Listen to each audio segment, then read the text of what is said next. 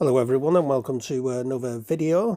In this video we're going to be looking at the recent announcement that Wigan Council has given the green light for a new £32 million railway station to be built at Golborne. With planning permission granted, Murphy, a local company, has been given the task to design it. The new station will reconnect Golborne to the railway network for the first time in 60 years.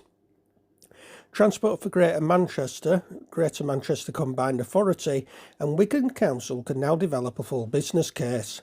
Work is expected to start on the new station in 2026, with the first train stopping there in 2027.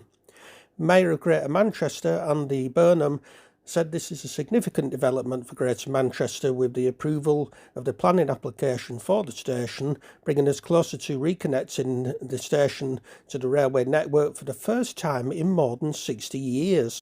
Local residents have campaigned tirelessly for the restoration of rail services to Golborne. This approval is a victory for the community and a step forwards to realising our shared vision for better connectivity, easing congestion on local roads, reducing carbon emissions and supporting economic growth.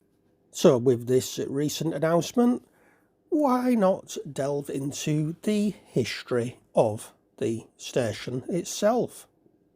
The line was opened by the Wigan Branch Railway in 1832 from Parkside to Wigan as a single track, with passing places through the track bed having been engineered for double track.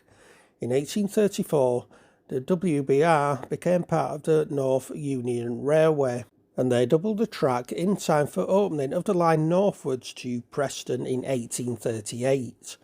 The line had opened 2 years after the opening of the Liverpool and Manchester Railway, with which it connected to Parkside. It was operated under contract by the L&MR and likely followed their practices.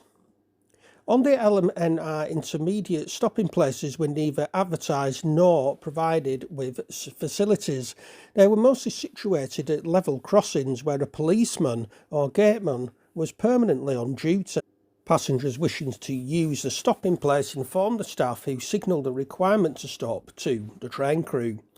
The WBR had one crossing on the level at Golborne, 1 mile 72 chains from Parkside, where the Warrington to Wigan Turnpike crossed the railway at a gated level crossing known as Golborne Gates, and this would have been an identified stopping place on the line and therefore may have operated as a station in the same way as on the L&MR.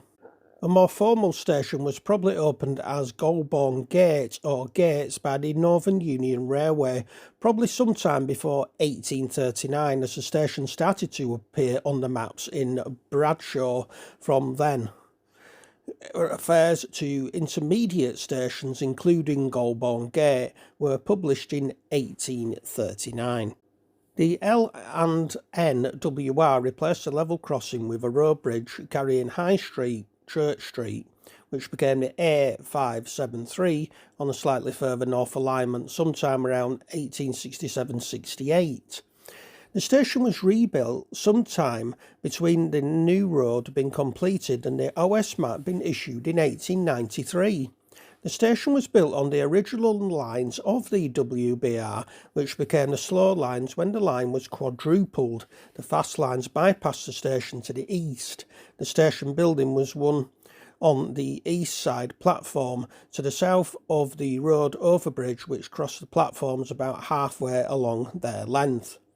The building was a two-storey brick-built building accessed from the bridge, with the booking hall at road level. Steps went down to each platform, the west side platform steps descending from a pedestrian bridge crossing the lines. There was a brick-built shelter on each platform.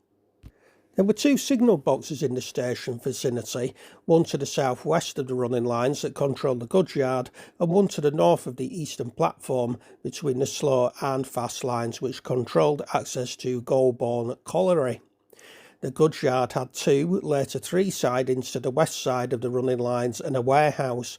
It was able to accommodate most types of goods, including livestock, and was equipped with a 5-ton train. In 1895 there were 11 local services on weekdays in each direction, northbound all going to Wigan and southbound to Warrington, except for one service, the 1453, which went to Liverpool Lime Street. Services under the London, Midland and Scottish Railway remain much the same as previously. In 1939 there were 17 services in each direction on weekdays, mostly local trains between Warrington and Wigan, with one service from Liverpool, one from Crewe and a few shortened services terminating at Newton Le Willows.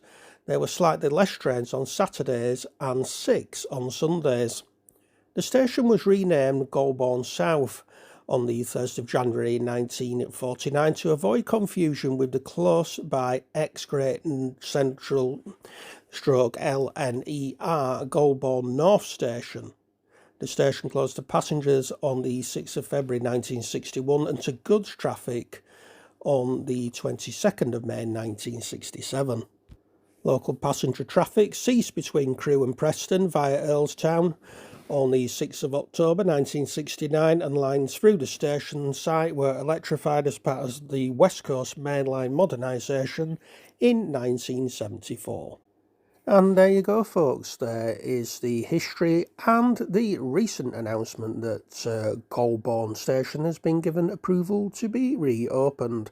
I do hope you have liked this video. If you are into old railway history, there are plenty of videos to keep you occupied on my channel, which is Andy to Know. Just give it a good look over if you want to. If you don't, then that's up to you.